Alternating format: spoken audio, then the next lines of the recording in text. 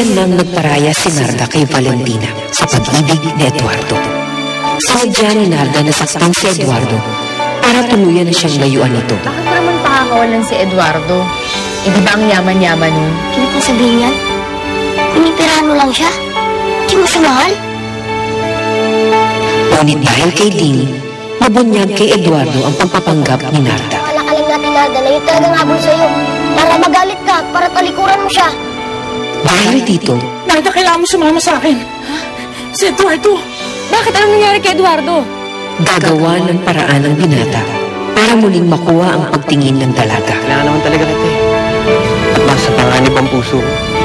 Ang patuloy mo ko tinitikis. Baksukan! Hanip sa linya! Siguro, yung nagsabog ang kabaduyan, present ka, no? Bakit parang kay Narda ata umiikot ang utak mo ngayon? Sandali, ano na plano mo kay Valentina? Ipag-cancel mo si Valentina? So alam ko lang, si Narda nilalaman ng puso ko. Niloko mo ako! Niloko mo rin naman ako. Piniwala mo ako na pera ko lang kailangan mo. Ngunit nang malaman ni Valentina ang pakikipagtagpo ni Eduardo kay Narda, sasabog ang kanyang puot na matagal na niyang kinikimkim. Buhay pa si Narda.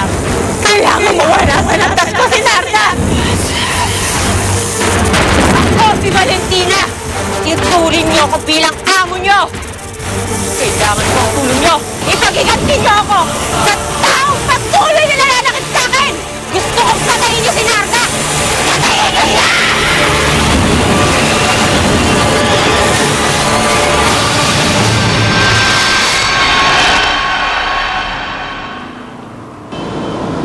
Hoy, Delia!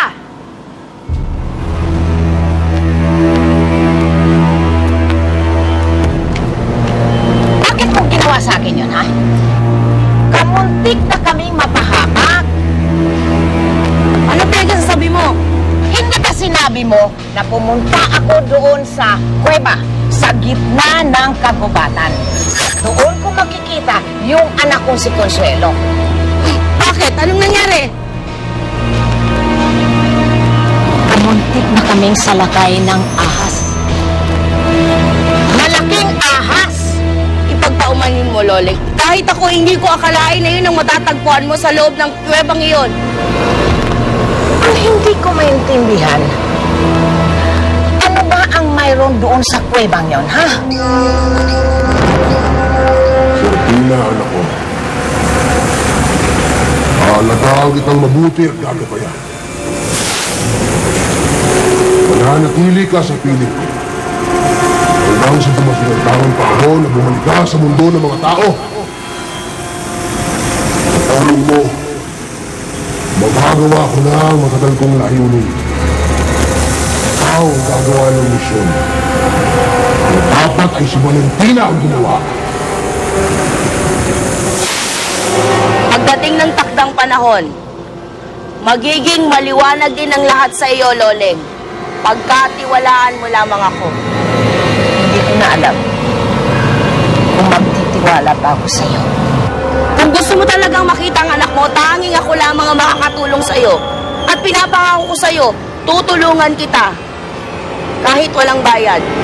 Kahit sa ganon paraan lamang mapakita ko sa iyo na mabuti ang aking intensyon. Ang mahalaga sa akin, yung nakita ko ang anak ko. Sinabi sa akin ni Carding ang lahat. Yun totoo. Pera lang ang habol ko sa'yo. Narda, bakit mo ginagawa to? Bakit mo ako pinagtutulakan? Hindi kita maintindihan. Narda, mahal na mahal kita. Mga bata pa lang tayo. Ikaw na minahal ko. Sinabi ko sa sarili ko na walang ibang babae na pwede magpaligaya sa akin kung hindi ikaw. Huwag mo akong pagtulakan. Nakikiusap ako. Kailangan kita. Kailangan mo rin naman ako. Hindi, Eduardo. Hindi ako naniniwala. Kahit hindi mo sabihin, nararamdaman ko. Alam ko na mahal mo rin ako.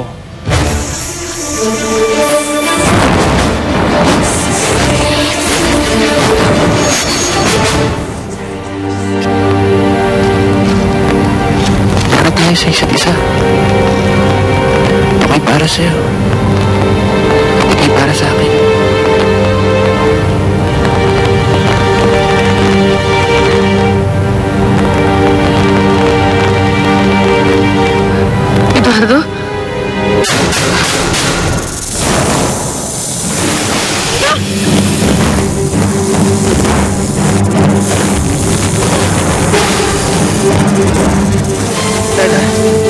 lang dito. Iligtas mo sarili mo!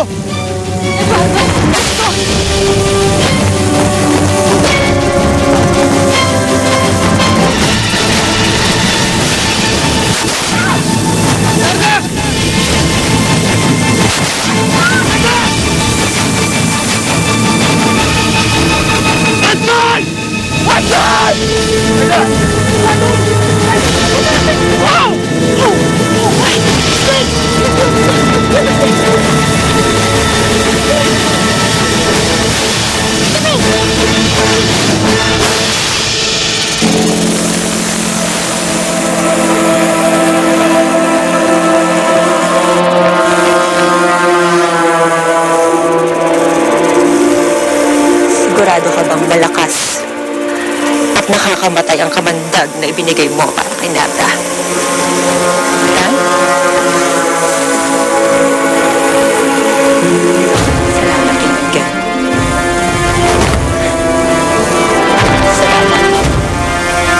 Ngayon wala na si Narda. Wala nang makakahadlang pa para mapasakan si Eduardo.